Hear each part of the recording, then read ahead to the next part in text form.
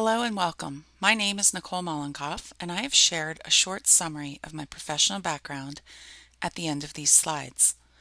The title of my presentation is Applying Human Factors Engineering to Medication Safety Practice. This is the relevant financial relationship disclosure for this presentation. And these are the learning objectives that will be addressed during the presentation. And finally, these are the key abbreviations that will be used in this presentation. So let's begin with a self-assessment. How can medication safety experts apply human factors engineering in their everyday practice? When we return to the question, I will provide an answer and discuss the rationale. So how to get started with applying human factors engineering in your medication safety practice? I think the first thing we have to tackle is the paradigm.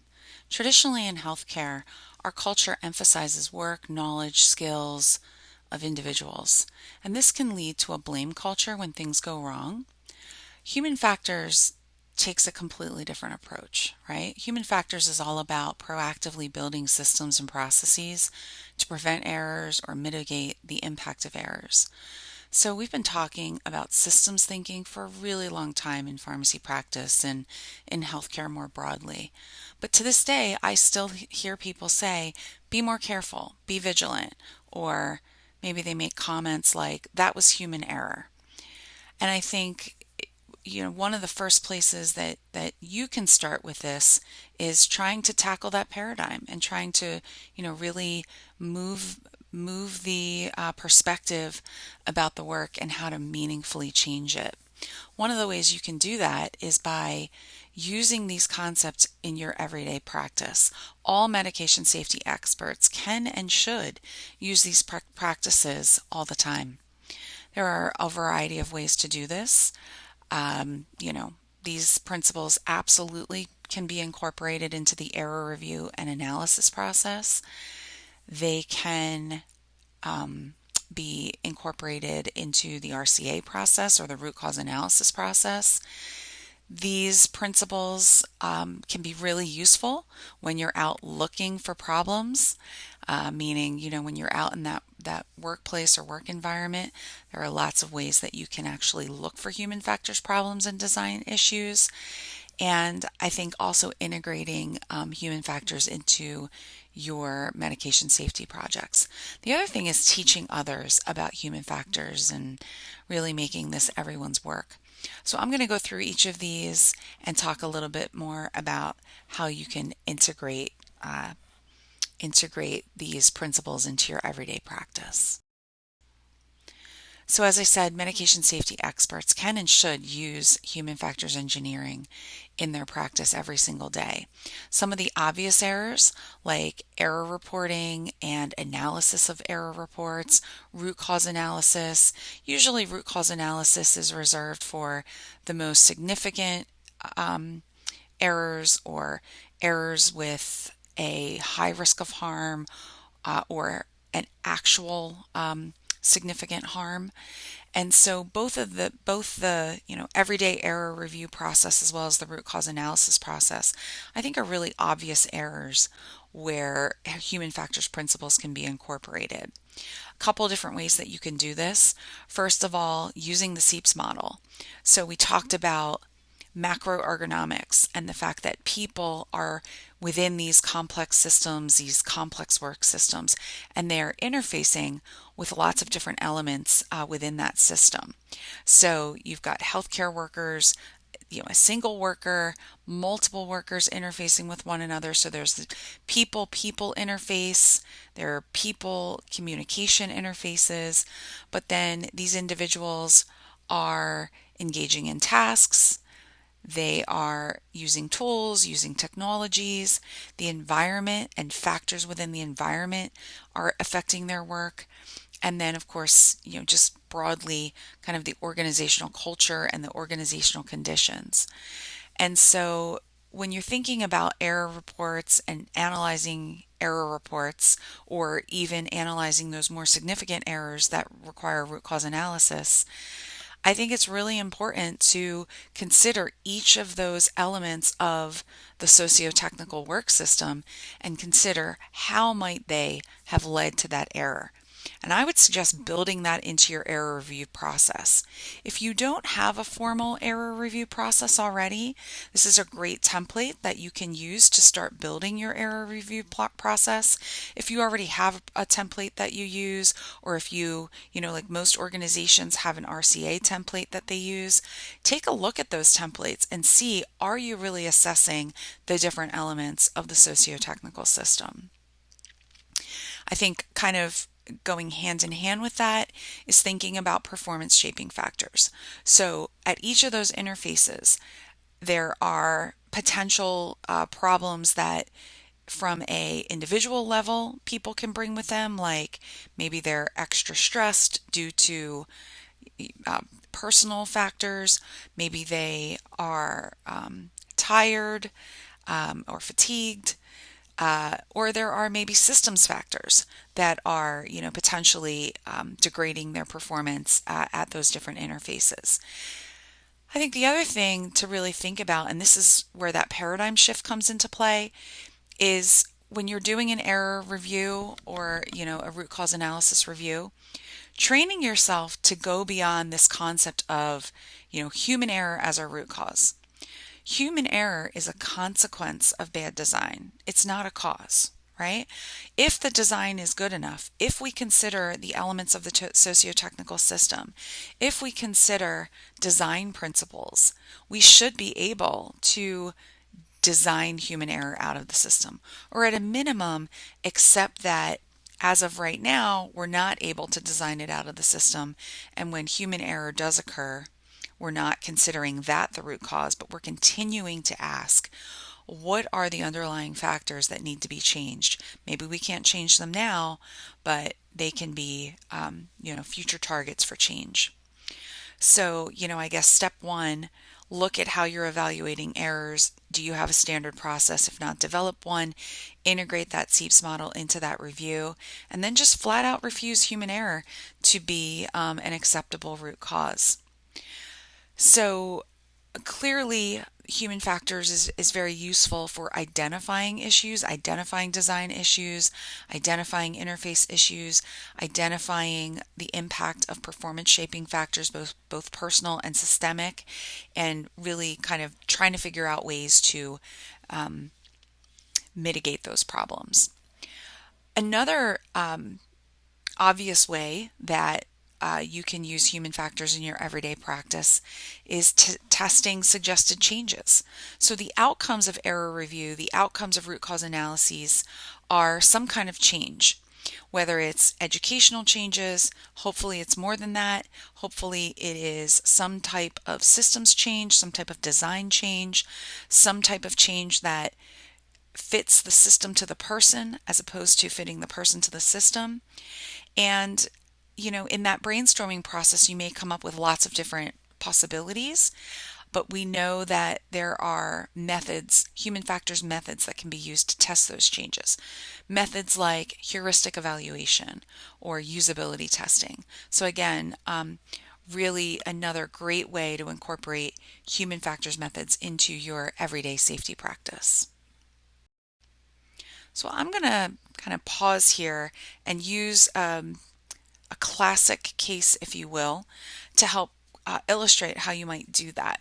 So thinking about intrathecal vincristine administration, I'm sure many of you are aware that when intrathecal is administered, when vincristine is administered intrathecally, it's almost always deadly. This was first reported many years ago, decades ago, in fact, in 1968. I'm sure it happened maybe even before that, but the first reported case was of a 2.5-year-old girl with ALL and was diagnosed and treated initially with prednisone and 6-MP. Which produced clinical remission.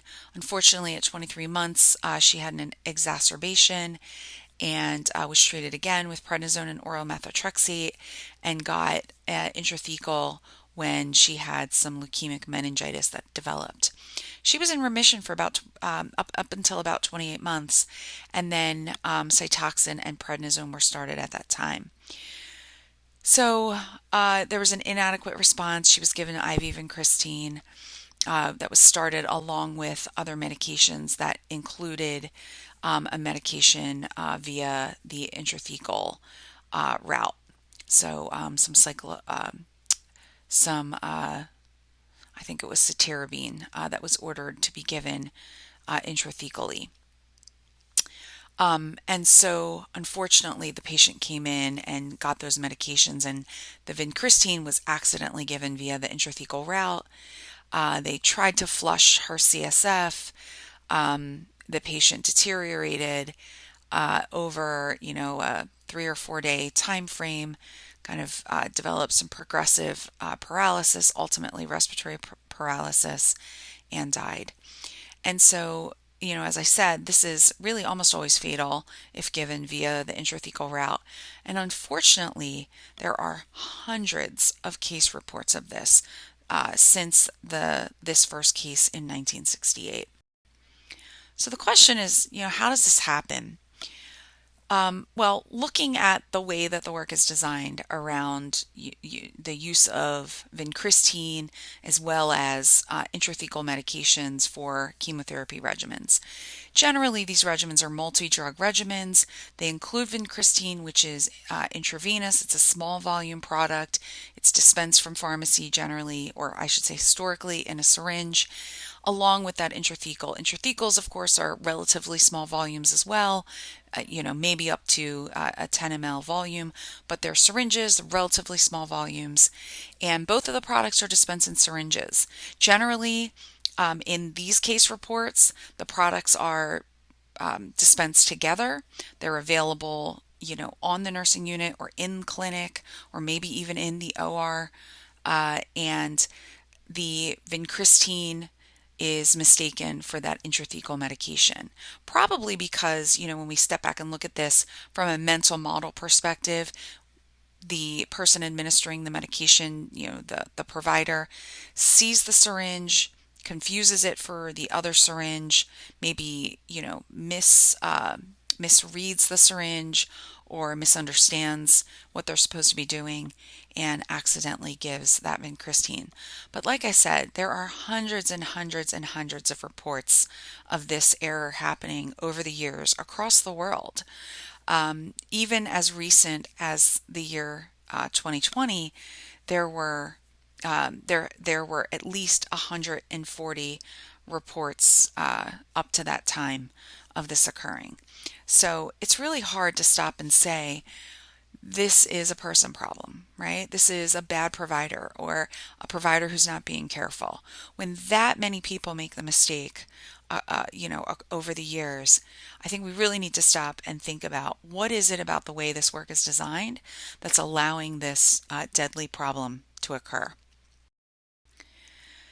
Over the years, there have been lots of attempts at minimizing this issue or mitigating this issue. For example, the product and the way that it was provided from the manufacturer, there were warning labels included in the product. This overwrap was included in the product. Multiple different kind of warnings over the years. You see here for intravenous use, fatal if given by other routes. The other picture you see here is, don't remove this covering until the moment of injection, fatal if given intrathecally. And, these kind of explicit warnings have been recommended for, 40 plus years. But again, unfortunately, these errors were still occurring. And, thinking about human factors, just looking at this, there are lots of different warnings here. Sometimes those warnings might get overlooked. What is it? The word intrathecal, like when I glance at this, that word intrathecal stands out to me. And, kind of one of the questions is, should this product even say the word intrathecal on it? Might be, if your eye just glances and that is what captures your attention, that may lead you to believe that this is the medication that could be given intrathecally. And that's just, one of the probably many, many different cognitive issues with this process, as well as, different elements of the socio-technical system and different interfaces that are probably contributing to this issue. Again, fundamentally, what we've always done here is ask people to be careful. Now, this is real product dispensing from the pharmacy where I work. And on the left, you see what the intrathecal looks like. Again, you see there are lots of different warnings there, lots of auxiliary labels, the actual product label. Special handling. The wrapper is a little different. It's a blue paper bag with a plastic window. This was kind of the standard wrap that our intrathecals were dispensed in, but lots of other things that you could see on both of these products. If you look to the right, you see how we would dispense vincristine. Again, minimally 4 different warning labels there. Warnings about special handling precautions, warnings about the fact that it should only be used intravenously, warnings about its its vesicant potential, the fact that it's chemotherapy, and again that overwrap that actually says intrathecal on it pretty large. Looking at the medication use process, kind of a typical medication use process. This is what the medication use process looked like where I was working in our pediatric pharmacy, but this is probably not that different from most hospitals at the time. Prescribing wise, we had an electronic ordering system. In that ordering system, only IV was able to be ordered for vincristine, so that's great. That's a forcing function. So thinking about mistake proofing and error proofing, these are design principles that from a human factors perspective are very important. And so we do have that built into the system, so the prescriber couldn't accidentally order it via the wrong route. There's a treatment protocol. The orders had to be signed by attending, so building redundancies, into that process. The dispensing process, there, as I mentioned, these orders were double checked by 2 pharmacists. The syringes were labeled with multiple warnings. The overwrap was prepared, or not prepared, but the prepared syringe was put into that overwrap. They were, put in separate baggies. They were, however, both sent to the clinic at the same time. And then, what happens when the nurses would get those products? Well, there are 2 nurses that do double checks, but one of the first things they would do is remove those outer wraps. And when you look at the process, that was required. They couldn't actually double check unless they remove those wraps. And so that's maybe, removing a layer of safety or at least perceived safety that was built into the process. They were supposed to only send the intrathecal into the treatment room. So for these medications for patients who had intrathecals, this was a pediatric clinic. And in that clinic, the providers would take the patient to the treatment room, potentially provide sedation, maybe other medications, and then administer the intrathecal. And so, again, the products, what was supposed to happen was the IT was only supposed to go into that room. But we know, maybe that's not always what was happening. So, I'm sure maybe many of you that are familiar with this process, or maybe work in a hospital or clinics where these medications are administered. Maybe you've had near misses, but we had near misses with vincristine that was almost given intrathecally, despite all of those things that I just talked about that were built into our process. One example was a 4-year-old with ALL, very similar to that patient from 1968. Patient was in a maintenance phase with chemotherapy, was getting monthly methotrexate intrathecals, as well as IV vincristine and oral mercaptopurine every day. Patient came into the outpatient clinic to get their parenteral medications and would do this on one day every month. The patient had to travel from, pretty far away in Maryland. And so, doing all of that on the same day clearly makes sense. The patient was brought into the treatment room for the intrathecal, and there were 2 syringes lying on the tray.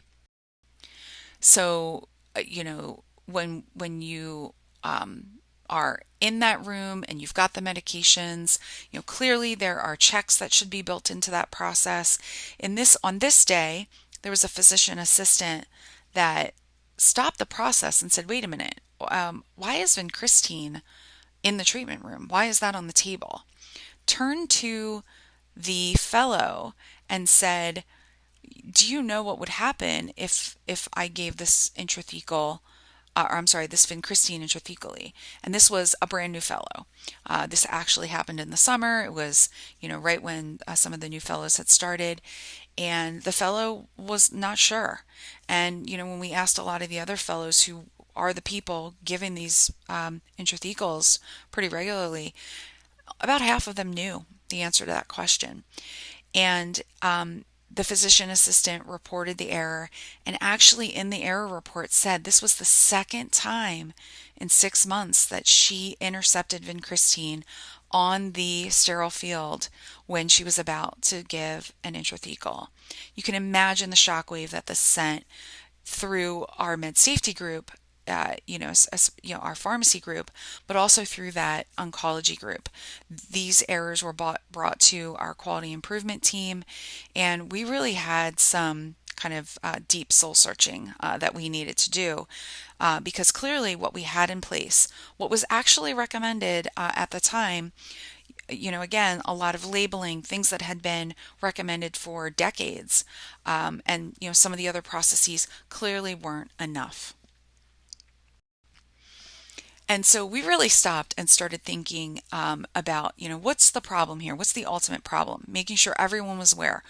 All of our pharmacy staff, our nursing staff, our physician staff, specifically our oncology fellows, our oncology nurses, the oncology physician assistants, obviously the attendings were well aware of this issue.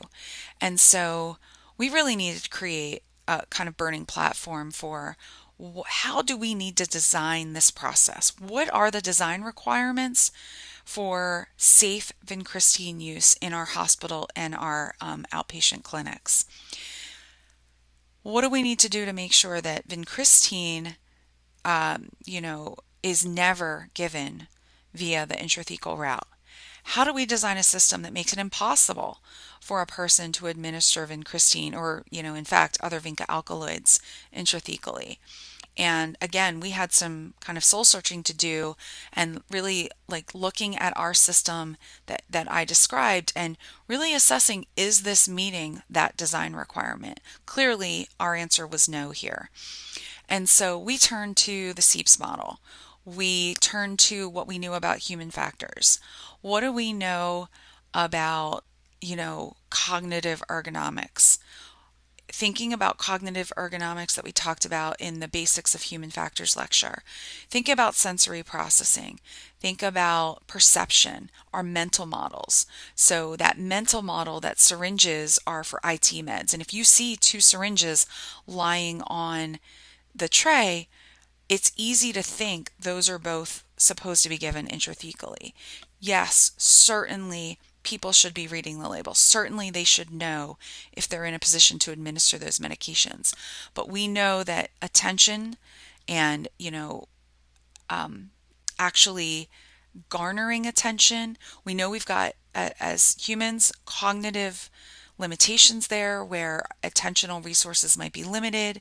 Maybe those multiple labels on those products, the way the wording is on those products. Remember that one product had, intrathecal really big on it. Now, presumably that will have been removed before it gets to the sterile field, but nevertheless, some of those different labels might be obscuring that information.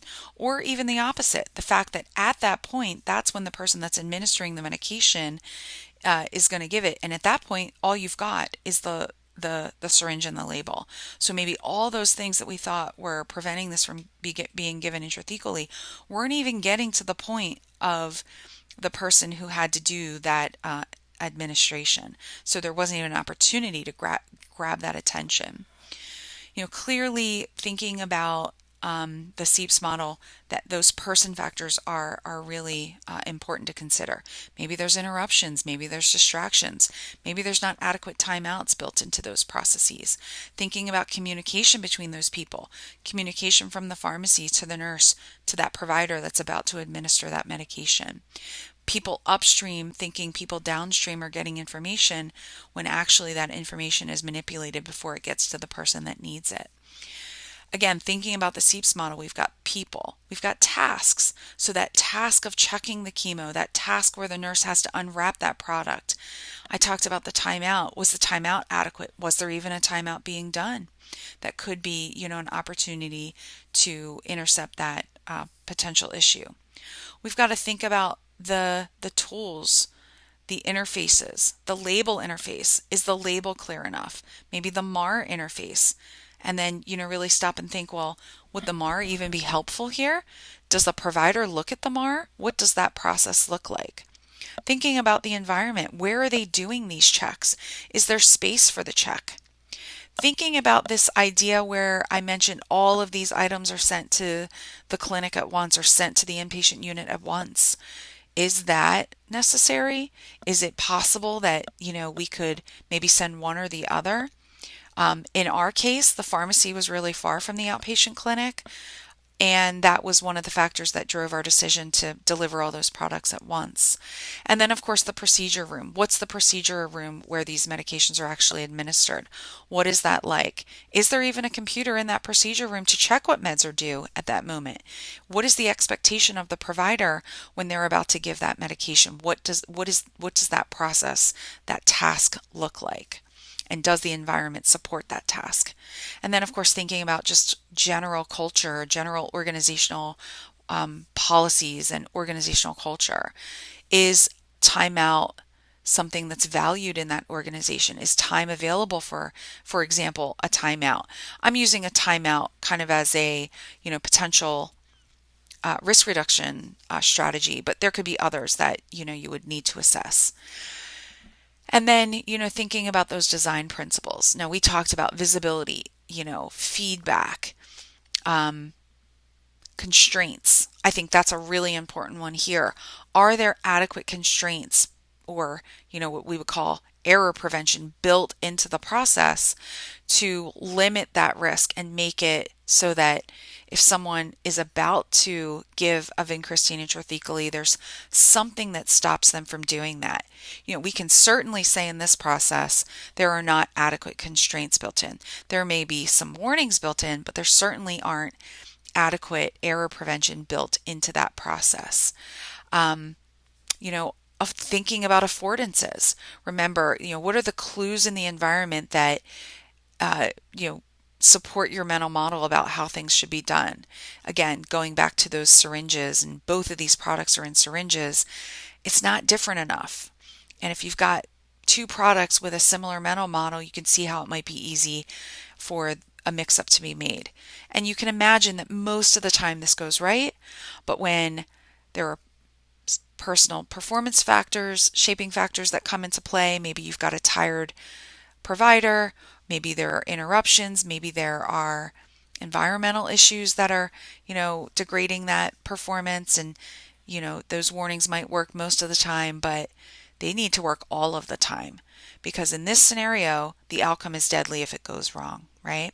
So we need that error prevention built into the system, and again, for this system as we had it designed, it just wasn't there. So our response, when we really considered all of the human factors and the design principles in this process, we changed our preparation method. Now, at the time, this was a recommendation, kind of a broad recommendation from ISMP. It was a relatively recent recommendation, but it was something that we hadn't implemented. We had talked about it, but there was always a lot of pushback. There was a lot of pushback at the time from our nursing colleagues. They were really worried about the vesicant properties of vincristine, and if we administered this as an infusion as opposed to, an IV push, they were worried about monitoring. They were worried about extravasations. And I'll tell you what really as we started to evaluate this, we all had to say, what's the most important situation here? Are we worried about possible extravasation, or are we worried more about certain death? And clearly you can imagine, what our decision was. So we did change this preparation method to a mini bag. Now, it was not as easy for us given we were pediatrics as it might be for an adult patient where you can just put everything in a 50 ml bag, but sometimes we had little ones getting this medication, and so fluid, too much fluid was a concern. So we had to do a little work around, how were we going to dispense this? Ultimately, we dispensed it in 25 mLs for our littlest patients and 50 mLs for our adult size patients. We did retain the warning labels, of course, why not? We tried to make them as smart as possible. We tried to minimize them. We certainly didn't put anything on this product if that said intrathecal, right? We made sure that those warnings when they were there said that the product needed to be given intravenously only. And then we were cognizant of that concern of the nursing colleagues about extravasation, and there was some recommendations that this shouldn't be forced in by a pump. It should be hung to gravity, and there should be a process for monitoring.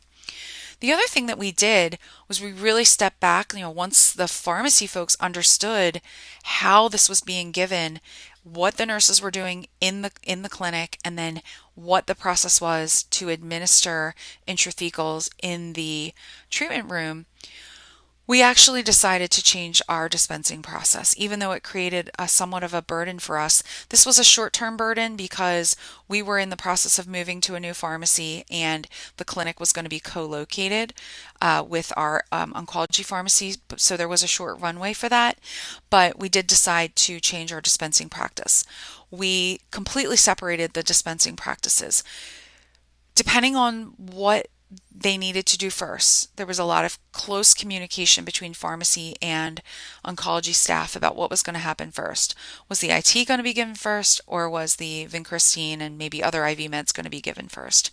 And whatever was given first, that was what was dispensed. And then we had a verification process. Now, imagine this is reliant on people, so not perfect error prevention, but something that we thought at the time was really important. Now, just kind of looking at overall what we did, we tried to change and build error prevention into this process. Really think about design principles and design this process with as much error prevention built into it as we could build in. The reason why we thought the mini bag was a better idea than maybe a large volume syringe was because there were no errors reported that we could find throughout the world that involved mini bag dispensing. And if you step back and think about it, we changed the mental model around this medication. We changed the ability of the individual to perceive that a problem was before them. So if that mini bag got put onto the tray in that sterile field in the treatment room, it would be very different mental model to pick up a mini bag and infuse that into the intrathecal space as an intrathecal. That's just not how chemotherapy intrathecals are used. Now, not to say maybe other medications aren't done that way, but for chemotherapy, that's not how it's done. And so we changed that mental model. We increased dramatically the ability to perceive that there was a problem if that med had accidentally gotten onto the sterile field and into that treatment room for intrathecal administration. And clearly in the inpatient unit, it's the same thing. If a provider's coming to give it intrathecal and someone hands them a mini bag, they're going to have that same kind of like, wait, what's going on here? So that's what we did. So I want you all to think about thoughts about effectiveness. How might you assess this? What kind of human factors techniques could be used to test out this system and determine whether these changes are going to solve our problem and prevent that error? And I guess the ultimate question is, does this change meet the design requirement? I think in large part we were happy with this change, but we knew that there were other products, for example, bortezomib, which is another chemotherapy agent. This is not a med that can be diluted, and if it's typically given, I think, sub-Q, and it's dispensed in a small volume syringe along with other intrathecal, other elements of that regimen that could be intrathecal. And so, again, as I mentioned, we created that process where our intrathecals were dispensed separately. That was kind of across the board for vinca alkaloids as well as bortezomib. And maybe other meds at this point we also handle that way. So, there's really one solution that fixes everything. Frequently, it's maybe multiple different types of error prevention or error prevention plus error detection and warnings. But there could be other design changes as well. Thinking about the syringe design or the connector design. You all may be familiar with the NR-Fit products that are not Lure-Lock, right? So the tubing is Lure-Lock, the standard syringes are Lure, but there's a kind of whole suite of products that are available now that are for neuraxial use. And those have, a different connector that can't be connected to an IV kind of Lure line. And so at the time, those products weren't available, but now those products are available. And I would say you're not probably going to replace the mini bag dispensing, but maybe on top of that, along with those changes in dispensing, we should also be evaluating how do we implement those products that can, prevent those accidental connections as well. So, just an example of looking at an individual case and thinking through the elements of the socio-technical system, thinking through performance shaping factors that could degrade individual performance or systemic performance shaping factors that, affect those different interfaces that your individual is interfacing with. And also really considering those design principles. And again, this is all about minimizing limitations. So minimizing cognitive limitations in perception, memory, and other cognitive limitations that I talked about, and actually accentuating those capabilities, right? Like, different mental models, creating a different mental model and using that to help improve perception about what the vincristine medication looks like versus a intrathecal medication.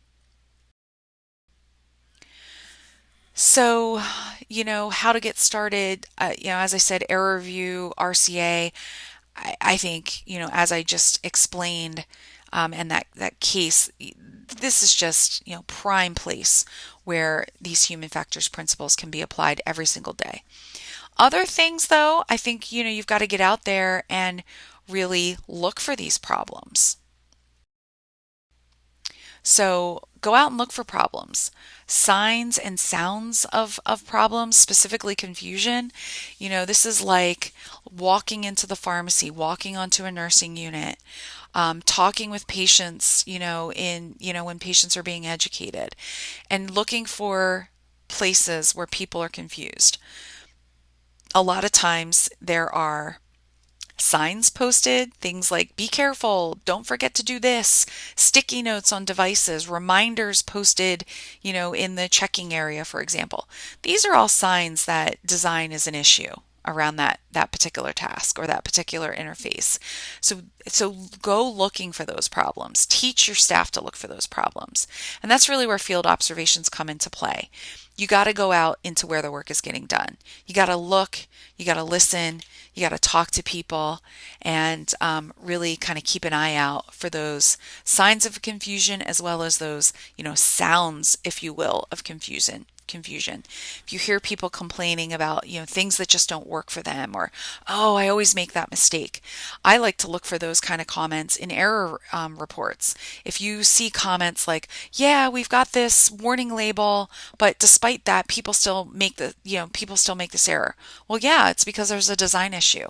Or they'll say things in the error report like, I'm so frustrated with this process.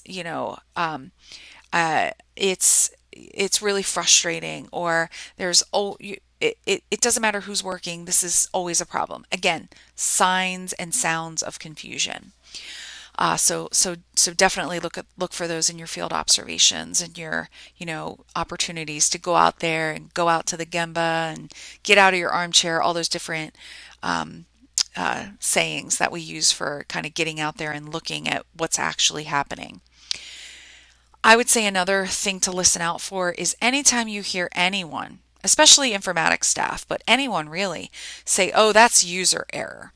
User error means that the system is not designed for the user, right? User error doesn't happen if we've got a design that supports the user to do the right thing, right? So again, keep that's another sound of that there's a design problem waiting to hurt somebody. The other thing is workarounds. Look for workarounds. Ask your staff, why are they doing these workarounds? Again, this goes back to those basic human factors principles of kind of work as imagined, what we think is happening, what should happen, but what does the work actually look like in everyday practice? Work as done.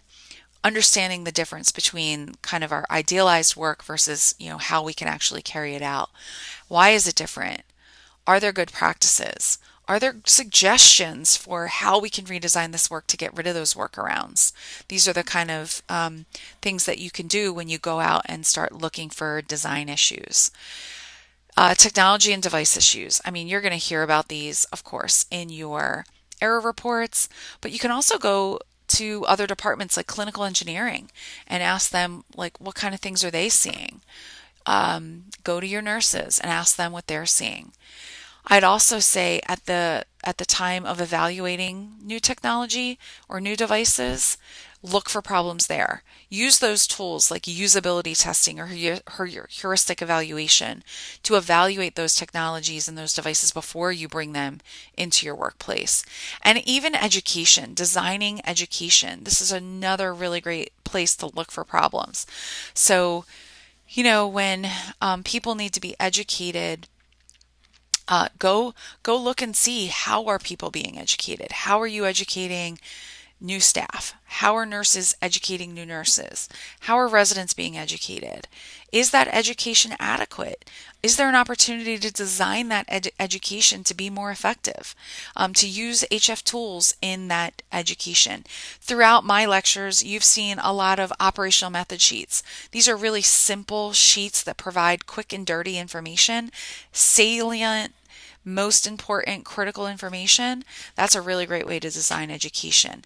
And so, integrating those kind of practices into educational design can be a great way to use human factors tools. Obviously, integrating these concepts into medication safety projects as well. Usability testing is a great opportunity for different types of safety projects, heuristic evaluations. Obviously, looking at the socio-technical system for any of those projects, considering all the different elements of the socio-technical system, and really optimizing that design fit between the person and the system. Our human factors tagline is design the system to fit the person, not the other way around. Here's a quick example. This is a code tray redesign project. It actually was a finalist in the ASHP Foundation Excellence in Medication Safety Award in 2017. And this was an ongoing project. It was done at the VA, at one of the smaller VA systems, and you can see the team there. A really broad team of folks came together: the pharmacy chief, the safety officer, some staff in the pharmacy, nurses. There were some system redesign staff, kind of organizational systems redesign staff, and they actually engaged industrial engineers. So they didn't have human factors engineers on staff, but they did have an engineering school that was close by, and they engaged them as well as vendors. And ultimately what they did was they redesigned the medication trays that were part of the code cart. And this was their final design. But basically, they used usability testing in this project to improve the design of this medication tray. Their original design had kind of like what you would expect in a code tray, kind of our traditional way of doing this. A piece of foam and pieces of tape or labeling that had drug names, and then the medication vial stuffed down into that foam. And you all know how this goes wrong. The wrong vial gets put in the wrong spot. The label tops all look the same. Somebody pulls the vial out of that foam. They just read the label that's on the foam, but don't actually read the label on the vial. And so you can see here that process is completely changed. In this prototype, again, they partnered with engineering students that prototyped this. They partnered with a vendor that built these prototypes. They had 15 plus nurses that participated in the usability test to test the prototypes, as well as pharmacy staff. And ultimately, they developed this, as you see here, these kind of blue arm grippers that would hold the vial, and so they didn't label it. So it kind of forces the person to actually look at the vial and read the vial. I mean, you can't really force the person, but relative to that original process, they found that when they tested this final prototype that you see here, erroneous retrievals, they had, again, when I talked about usability testing, I talked about you can build errors into that usability test to see if the errors are detected. And that's what they did in these usability tests. And they found that those erroneous retrievals were decreased by 96%. They also found other things that I don't have listed here, but for example, that through the use of eye tracking technology, they found that with this version, people actually looked at the medication label much more than they did with the other design. And this is now used throughout the entire VA system and actually used in other parts of the world. And these products are available. So you have on this slide a link to a bigger video that goes into a bit more depth about this, as well as a published paper that you can take a look at. Definitely a great project led by one of my colleagues, Mary Burkhart, actually, who is my mentor. All right, so there are lots of ways to build safety into your everyday medication safety practice. I think the other thing you must do is teach others to use these principles in their practice. Frontline staff, frontline clinical staff, frontline technician staff, frontline nursing staff, medical staff, others. Really teach them about these principles and really make improvement work everybody's job, not just the safety folks' job. So I've been talking about this through every single lecture I've done for the medication safety certificate. I think the question here is, what do you need to teach your frontline staff? Well, you've got to help them become systems thinkers. You got to teach them about performance shaping factors. You got to teach them about the things they can do at their level, their individual performance shaping factors that can help their practice be more reliable. But they also have to be able to identify design problems. So you want to teach them about good design and how to look out for bad design. You really want to move their thinking away from, I need to be more careful, I need to be more perfect, I need to be less human and more like, this kind of perfect specimen that's not going to make mistakes. That's a fool's errand, right? We need to train them to do the best they can, to come to work with their best selves. Don't come to work tired and all of those different things to every extent possible. But we've got to be systems thinkers. We got to think about how do we redesign the work to really support people to do their best work. Where can you teach your frontline staff? Well, I think first and foremost, kind of every day, right? Safety rounds, huddles, staff meetings, shift change, daily work, daily audits. We talked a lot about, with performance improvement, you've got to have kind of that leader daily work where we're checking in on how people are doing the standardized work. And that's a great opportunity to teach people about being systems thinkers. I think the other thing is when. We've got to teach these people, not these people, we've got to teach our people these concepts at, when they first start working for us. in orientation. They should learn about human factors in orientation. They should learn about it all day, every day. And then, of course, there's an opportunity with annual competencies. And the goal is to just shift things from the quality improvement people or the safety people to really involving everyone. This is how we're really going to change that paradigm and really create a culture of continuous improvement, involving those frontline folks in that improvement work, encouraging them to use systems thinking, human factors engineering principles, design principles. I think the other thing we can do is partner with human factors experts. So like that example from, Mary Burkhart's VA where they redesigned that code tray, they engaged human factors experts. They didn't have somebody on staff, but they got creative about how they can bring those experts in. They actually engaged vendors, and we can do that. We can engage technology vendors. We can engage our internal IT experts and really change that paradigm from it's user error or human error was the root cause to a totally different paradigm where everyone's saying, wait, that's a human factors problem. I can see how that mistake was made because of how we designed that work, and we need to do better. We need to really support people to do their best work. I have to say, when I was a medication safety officer, by the end of my tenure, that's the thing I was most proud of. I was most proud that I was hearing our staff, I was hearing our tech staff, our leadership staff, our clinical staff, our nursing colleagues, our physician colleagues. I was hearing them say things like, that's a human factors problem and we need to do better. We need to redesign this process. And I think, that's really what, in my current patient safety work, I really continue to strive to do. There are certainly challenges. I don't want to leave you with the picture that, this is just, all smiley faces, right? It certainly isn't. As I mentioned, that culture issue, we really do have to kind of, usher that paradigm shift. And that's hard. Blame cultures is still deeply ingrained in healthcare. And it's absolutely at odds with kind of that systems engineering culture. And so we really need to work to change that paradigm.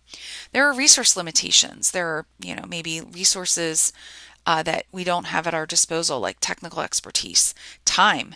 It takes a lot of time to really evaluate the system. It takes time to design systems. There isn't always infrastructure in place that's needed from a maybe data perspective or infrastructure from the technology perspective. Our organizational environments can be problematic as well. And this is, again, this kind of goes back to culture. We've got to have people that are open to innovation, open to new ideas. This can be difficult with maybe some of our different hierarchies. Kind of historically, we're not really always engaging everybody that can contribute ideas. Like in pharmacy, we don't always engage our techs, but they've got valuable ideas to contribute. On the nursing units, I think I talked in one of my other lectures about engaging environmental services staff to decrease infection risk. And so again, kind of breaking through those hierarchies. And then just the fragmentation of our systems, separate design, separate management, the way we do work in pharmacy versus the, downstream consequences for nurses and others. And so these are barriers that are real barriers, and we do need to figure out how to get around those barriers. It is doable. I'm here to tell you, I work at the systems level on a human factors team, and it's not easy, but it can be done. And we see frontline staff utilizing these principles every day, and it's deeply rewarding. And I hope you all can find ways to do this, and I know that you'll also find it deeply rewarding. All right, so let's talk about our self-assessment question. How can medication safety experts apply human factors engineering in their everyday practice? I talked about a lot of different ways that you can do this. Clearly error review, analysis, root cause analysis. You can go out and look for these problems. You can utilize these principles during medication safety projects. And, I left this off of the slide, but you can teach your staff to do this as well. So in conclusion, medication safety experts should integrate the use of human factors engineering principles into their everyday practice. You can use these principles during error review, error analysis, and it will ultimately reduce the blame culture. So this is one effective way to help shift that paradigm around the blame culture. Keep in mind, improving the systems is everyone's job, and really engaging frontline staff is important. They should be aware of these principles, they should understand them, they should get training up front, and they should really be encouraged and empowered on an everyday basis to apply these to the medication use process in order to make things safer for patients.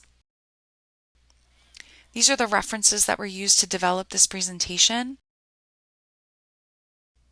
And finally, thank you for your time and participation.